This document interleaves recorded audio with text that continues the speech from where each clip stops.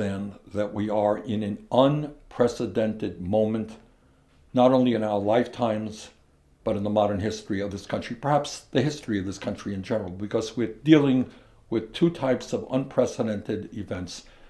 Number one, obviously, the coronavirus pandemic, which, according to the experts, will end up taking the lives of hundreds of thousands of Americans and infecting millions of Americans. And as a result of that pandemic, the economy is now collapsing in front of our eyes. As I think all of you know, in the last 2 weeks alone, some 10 million people have applied for unemployment benefits, and that is only a fraction of the people who are truly unemployed. So we got those two major crises simultaneously eating at each other, and we have to address them. So I want everybody to know that I am working with other members of Congress on what amounts to an unprecedented piece of legislation to deal with this unprecedented crisis.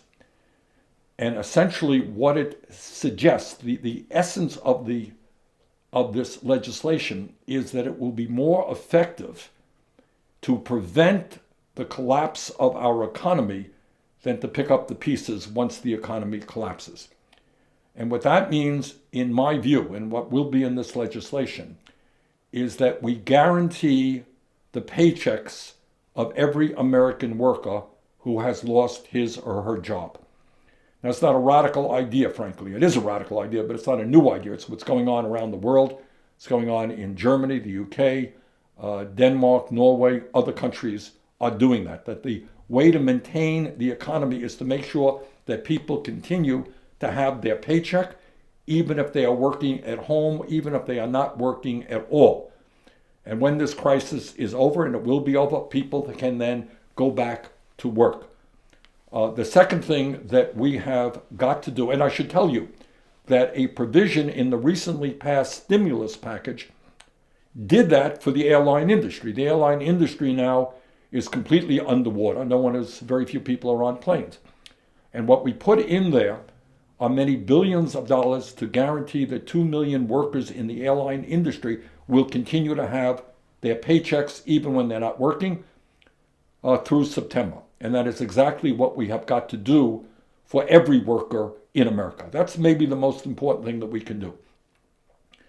Second of all, what we have got to do is to make sure that all of our people during this crisis, and everybody knows I'm a strong proponent for Medicare for all, but you ain't going to get Medicare for all in an emergency piece of legislation.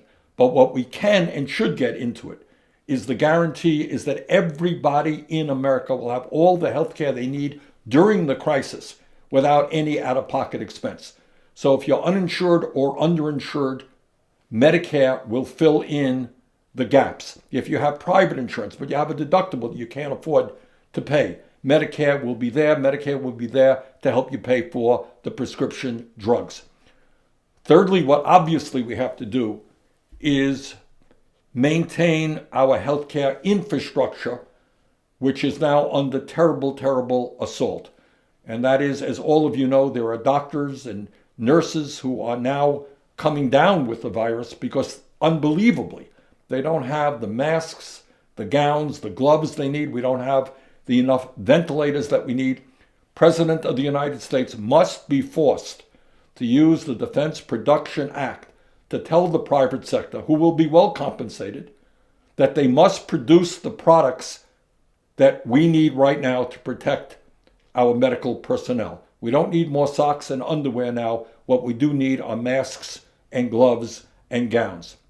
Furthermore, I worry very much that as we speak, there are millions of Americans right now who are not getting a paycheck, who are worrying about how they're going to feed their family, and we need to provide emergency food to millions and millions of families who otherwise would go hungry.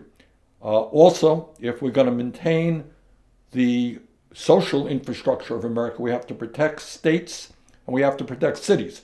And right now, states and cities are running out of money because their tax revenue has substantially declined.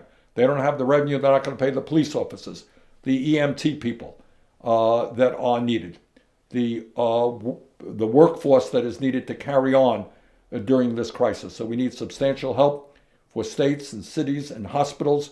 And lastly, certainly not least, we need to make it clear that people are not going to be thrown out of their apartments, thrown out of their homes because of the current economic crisis. We need to have a freeze on rents and on mortgages if people are unemployed and cannot afford to pay those monies.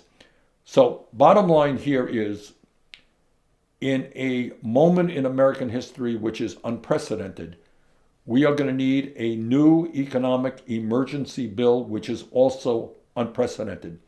Will it be expensive? It sure will. But the alternative is worse. The goal right now, again, is to prevent the collapse of our economy and our healthcare system. And to do that, I've just laid out some of the necessities, some of what we absolutely need to have in it. Now, obviously, there is a ton more that has to be in it.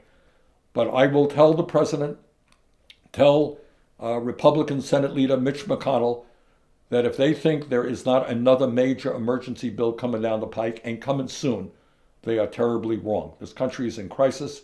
We have got to respond to that crisis. We have to protect the working families of this country, and I intend to be active in that. Thank you all very well, and please stay healthy.